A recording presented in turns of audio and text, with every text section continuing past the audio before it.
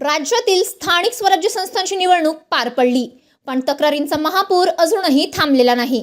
अनेक ठिकाणी मारामाऱ्या, गोंधळ आणि मोठ्या प्रमाणावर पैसा वाटल्याचे आरोप आहे।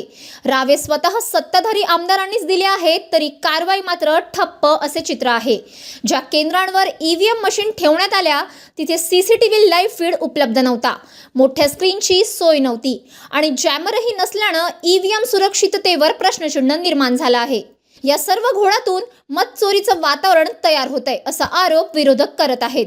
राज्यात 268 पैकी 175 जागा भाजप जिंकणार असा दावा भाजप नेत्यांनी केला आहे, पण हा दावा नेमका कुठल्या आधारावर? विरोधी पक्षनेते विजय वडेट्टीवार यांनी थेट सवाल केला आहे। हे बघा, काल मुख्यमंत्र्यांनी सांगितलं विरोधक आता बोंबलतील आमचा निकाल पाहू। तुम्ही का नाही मग कोर्टात जात? उद्या काऊन नाही काउंटिंग करून घेत? तुम्हाला 20 दिवस वाट पाहायची पाळी कशाला आणताय?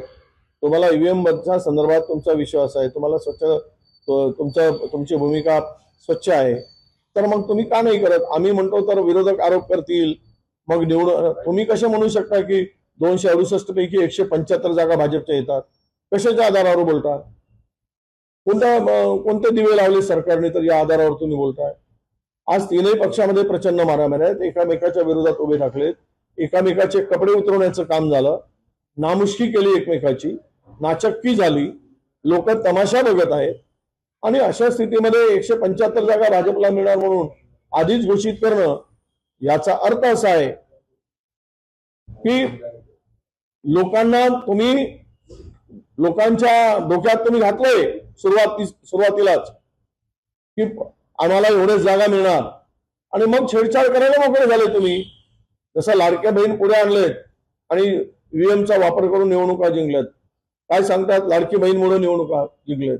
बिहारमध्ये असं सांगितलं 10,000 रुपये दिल्यामुळे महिला आम्हाला मतदान केले, त्यामागचं हे दाखवायचं कारण वेगळं आहे आणि मागची भूमिका ईव्हीएम मध्ये घोळ करून मतचोरी करून निवडणुका जिंकण्याचा फंडा आहे। हे आता स्पष्ट आहे।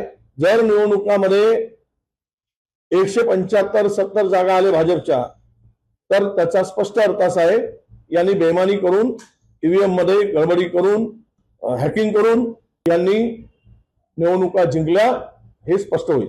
दोन प्रतिनिधी लावून ठेवावे, हो, आम्ही ईव्हीएमच्या पुढे आणू तर ईव्हीएम हॅक केल्यावर काय तिथून करणार? कोणी बाहेरूनच करणार। तो रिपोर्ट काय तिथे धरून बसून करतील? आम्ही मशीनकडे बघत राहू आणि मशीन मध्ये काम झालेलं होऊन घेईल, याला काय अर्थ राहील? हॅक करायचं म्हणजे कोणी काय पुढे थोडी जाऊन करता? याला हे बघा, हे पळवाटा आहे।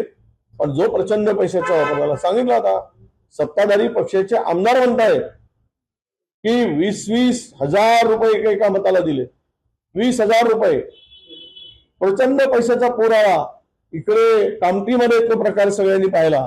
सुलेखा कुमार यांनी उमेदवारांच्या फार्म हाऊस मध्ये झालेली घटना, करोडो रुपये मिळाले तिथे, करोडो रुपये, तरी कारवाई नाही।